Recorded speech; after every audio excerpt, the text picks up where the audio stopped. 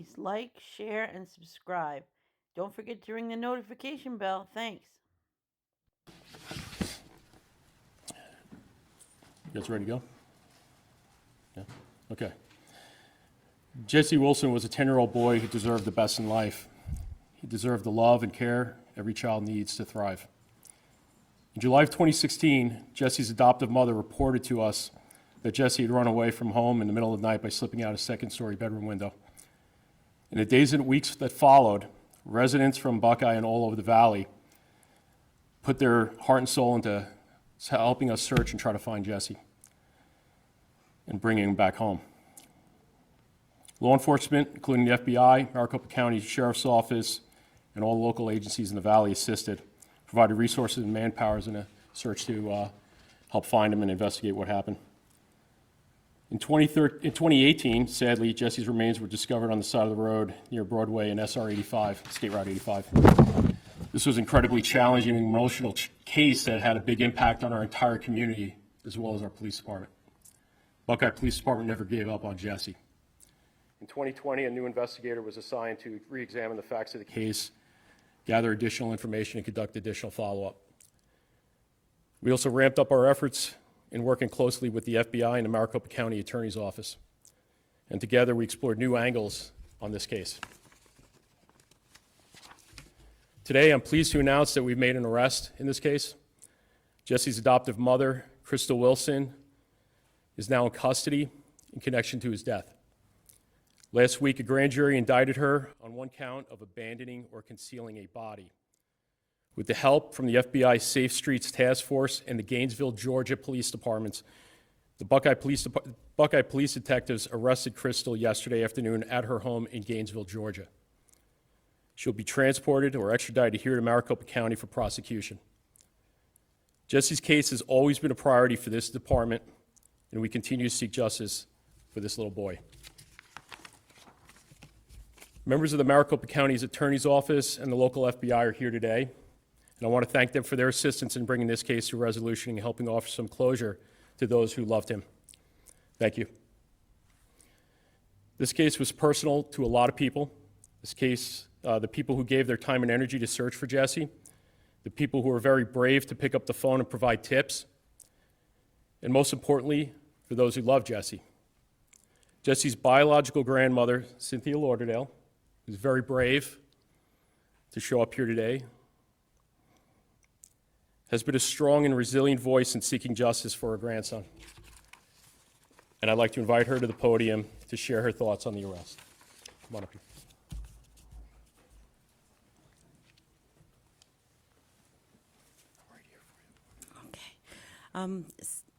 What I want to say is that me and my family just want to thank everyone for working the case. I know it took a long time, but there's things that has to be done. We never gave up hope that justice was going to be served. We're just happy that it's finally come to the end to where the person is going to be liable and will be held accountable for the things that she did. It's been 6 years since Jesse was missing. So in the meantime, his mom has passed away in February 2007. But there was one thing that she said before she did pass away, is that justice will be served, Mom. It's just a matter of time. So God took her, and she's in another place. And what I see is that she's working behind the scenes. That's just my thought, that she's working behind the scenes. Her last Facebook page on February 7th was "Justice will be served." So we just like to thank everyone that has put all their time and effort in as a team to bring this to justice. We love Jesse very much, and we never gave up hope. And he's in our minds, and he stays with us every single day. We love Jesse, and we know that he's in heaven with his mom, and they're both doing what they need to do to carry on with the justice, basically. And that's all I have to say. And again, I thank everyone for all their efforts. It's been a long road, and we're just happy that it's coming to an end. Thank you. Is there, both Chief Paul and Cynthia aware you take some questions? Can you repeat the name of the adoptive mom and, what led you to believe that, this arrest was needed? The adoptive mom is Crystal Wilson.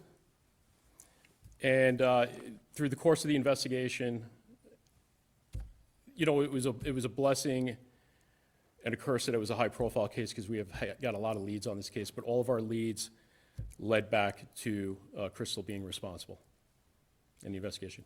Go ahead. So the charges are, you said concealment of a body, so she's not being charged with the homicide? That's correct. And why not? Some of the physical evidence that was needed for that charging was the actual body recovery itself. Now, we unfortunately found Jesse a couple of years later, and there was no information provided in the recovery of him that would support additional charges. So we worked the case through the county attorney's office, and this was the best, most fitting charge at this time. So how did she move the body from the house to here? And can you give us? We believe she did. Crystal has never given us a statement. Well, she gave us conflicting statements, but there was never an admission on exactly what happened. So we may never truly know how he died then for you as the chief. How does that make you feel? It's a tough case. She knows what happened. She's not telling us. The onus is on her. What evidence do you have for the charges that she's facing now? We have right now, give me 1 second, I wrote all this stuff down real quick. Here it is. We collected DNA from her Jeep, statements made by Crystal, and some technology and visual evidence that puts her in the area where the remains were recovered. So that's what we have at the night the night we responded out there. Why did it take this long for the charges to come about for the adopted mother? Obviously, she left town, took some time, obviously, for these charges. After he went missing 6 years ago, his remains discovered. Absolutely. First of all, there were a lot of leads, and we had to follow all of them. We just can't, as investigators, we can't, hone in on one theory. We had to look at a lot of them. And it took time to eliminate a lot of those theories. And also during the investigation, we had to request medical records because we were looking for, obviously charges of homicide. And as we went through the case, we exhausted all leads, and this is what we came up with. It took quite a bit of time. And then it was very difficult at the very beginning when you don't have a body for a prosecution. And then when we did locate him, that didn't provide any further information for us. And then as we continued on, this is what we came up with. We also asked Cynthia as well. Cynthia, we asked you what it's like for this closure, but at the same time, right now there's no murder charges, there's only that concealment of a body charge. It's very hard, and I believe that in the system that they will find her with murder. So these charges that we have right now to go with in the beginning, that's just the beginning stages. So as it goes along, I believe that they'll find her. Did you always have your suspicions? And how did you keep going? How did you not give up? Because it's been a long time. I did have my suspicions from the beginning, just from, what people were basically saying, and people that knew her, I talked to them, and, they were telling me things. So, yeah, I had my suspicions. And as far as, keep going, I just kept my mind busy, kept working, and but every day, there wasn't a day that went by that I didn't think about it. It's very hard. And even now, it's hard, but I just keep going. Did you have any type of personal relationship with her at all? No, not at all. I didn't know who she was. Chief or Cynthia, what's the status of the other two children who are under her care? Her rights were severance from the other two kids. I do continue to have visits with, one of them, And, yeah, Darian, Jaden, so he'll be 18 next year, April. Have they shared anything with you about the case or how they feel in regards to some closure coming? Yes, You're feeling okay about it? yes, mm-hmm. Chief, did you ever locate anything that indicated a murder weapon or anything? No, we don't believe, we don't think so. Well, I mean, I know so. We didn't locate any murder weapon and anything along those lines. You know, in my mind, I think it might have been neglect that led to this, to his passing. What type of, these type of charges, I mean, what would she be looking at? That I'm not sure of. That's more of a question for the county attorney. Yeah. Cynthia, Chief says that right now Crystal is not cooperating with the investigation, not speaking up. By the off chance that she's watching this, what kind of words would you say to her? What I would say is, why would you hurt a child? That's a kid. And he didn't deserve what was done to him. So you need to be held accountable for his death. And you need to speak up and let them know what happened. Chief, can you expand on why you believe it's neglect? That I can't. I just, you know, there were some factors at the very beginning in the investigation. There was some issues at the house related to air conditioning being out, and there were just a few factors in my mind that I would lead to it. But again, I wasn't the lead investigator on it, so my thoughts are a little more broader than theirs. And the lead investigator would be here, but he's on his way back from Georgia right now. Do you know when she's gonna be extradited? We'll probably know that today. She could fight extradition, she could waive it. We don't know at this point, but we'll probably have that information later today. She just had her initial last night. Any details on her arrest? Was there resistance? Do you have any details? No, she was taken into custody and without any issues, and but she refused to speak with us about the case. She was staying with family in Georgia? That I'm not sure of. She was there for some time? Yes, and yeah, she was living in Georgia for several years, and we were tracking that. I was watching an old story in Buckeye Police, you know, there was body cam video of responding to the house, talking to Jesse before. Was there anything that could have been done by police or authorities to get him out of that situation, since you guys had been in contact?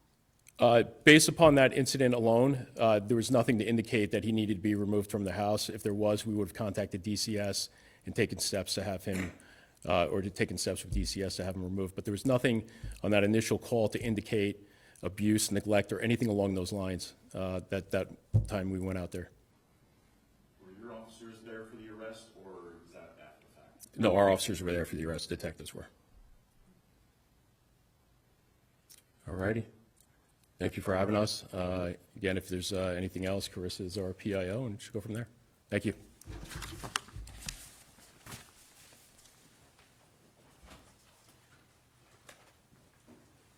I am waiting for a mugshot on this case. I don't have one yet, but this case is very near and dear to my heart. I have shared with you here the charges. This is little Jesse. He was a wonderful little kid who deserved so much more. He was failed on many, many levels. I am really happy that an arrest was made. However, I really hope that they are able to upgrade the charges somehow in the near future. I really hope that she does the maximum amount of time. She denied this child food.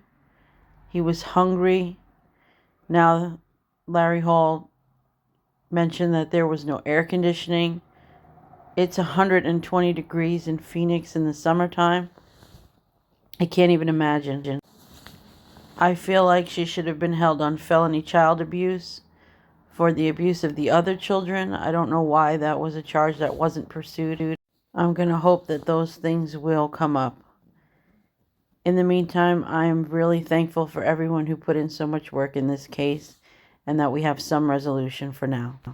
His biological grandmother is a wonderful person and a friend of mine, a personal friend of mine. And this has been really hard. Hard on the whole family. So please keep the family in your prayers. And let's still fight for justice for Jesse. A large part of why I created this YouTube channel was because of the coverage in Jesse's case and him still waiting for justice. I have provided a link to the official Facebook page. Please like it, and there will be updates on that page as the case progresses. Thank you, everyone. Please don't forget to subscribe to the channel. Thank you so much.